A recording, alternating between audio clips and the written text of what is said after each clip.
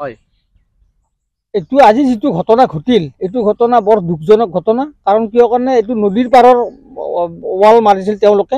গতিকে তেওঁ নদীৰ পাৰত আমাৰ ৰাতিপুৱাৰ সময়ত গৰু ছাগলী বা আমাৰ মানুহ আহে ইয়াতে।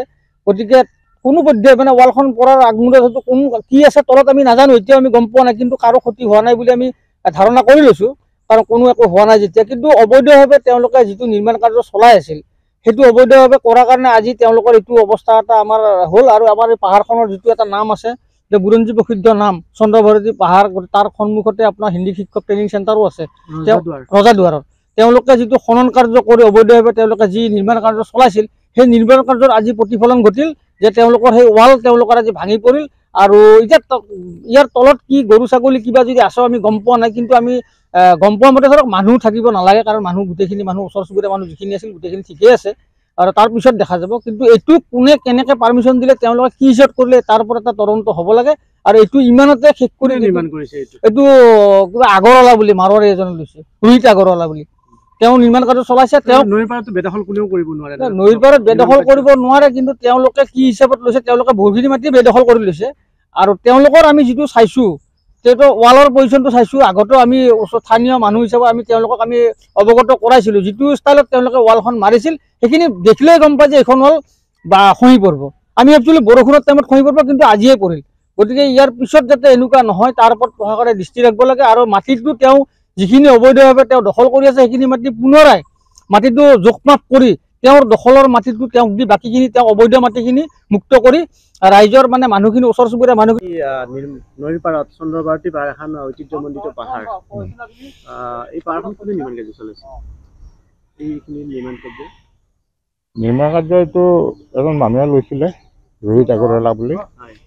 তেখেতে নিজৰ ঘৰ বনাবৰ কাৰণে লৈছিলে। নিৰ্মাণ কাৰ্যটো আমিয়ে কৰি আছিলোঁ। পাহাৰখন মোটামুটি 50 ফুট হৈছিল, ঠিক ধৰি যাব নোৱাৰাকৈ বান্ধাই গৈছিল। কিন্তু কি কাৰণত ভাঙি গ'ল, এইটো মাটিৰ প্ৰেছাৰ পৰি পেলাই ভাঙি গৈছে নেকি। এতিয়া নৈৰ পাৰত এনেধৰণৰ নিৰ্মাণ কাৰ্য পাহাৰ এখন নিৰ্মাণ কাৰ্য চলালে নিশ্চয় এই অঞ্চলটোৰ ক্ষতি হ'ব।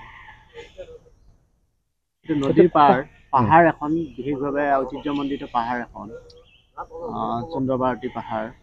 গতিকে এই পাহাৰখনৰ এটা বিশেষ বৈশিষ্ট্য আছে, কিন্তু ইয়াত খনন কৰি এনেদৰে নিৰ্মাণ কাৰ্য চলালে নিশ্চয় ভূমিস্খলন হ'ব। আৰু সেইটো আজি হ'লেই এইটো খননটো কৰা নাই, এইটো মাটি ফিলিং কৰাহে গৈছিলে। গছ গছনিটো আছেই, আগৰ পৰাই আছে গছ গছনি। আৰু গছ গছনি কাটাও যোৱা নাই, গছ গছনি আছে এইবোৰ। কিন্তু খননটো হোৱা নাই। কিন্তু গণেশ পাহাৰ বুলিয়ে জানো আমি। চন্দ্ৰভাৰতী পাহাৰ হয়, গণেশ মন্দিৰ আছে কাৰণে আমি গণেশ পাহাৰ বুলিয়ে কওঁ। পাহাৰ এইটো চন্দ্ৰভাৰতী পাহাৰ হা। আৰু লগতে নদীৰ পাৰৰ অঞ্চল য'ত মানে গৰাখহনীয়া হোৱাৰ চান্স আছে, এনেকুৱা ঠাইত নিৰ্মাণ কাৰ্য কোনে চলাইছে? তোৰ মাৰলিৰে কাম। কি নাম হয় তেওঁ? নামটো বা কি আছিল, মানে মই মহানদাৰ আণ্ডাৰত কাম কৰিছোঁ। এই নিৰ্মাণ কাৰ্য কোনে চলাইছে?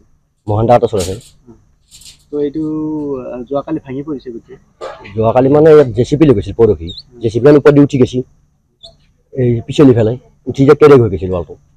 এইটো এটা পাহাৰ ইয়াত, গতিকে ইয়াত নিৰ্মাণ কাৰ্য এনেকৈ চলালে গোটেই পাহাৰটো ধ্বংস হ'ব। লগতে হিন্দী কলেজখন ওচৰতে আছে, সেইটো উচিত হোৱা নাই।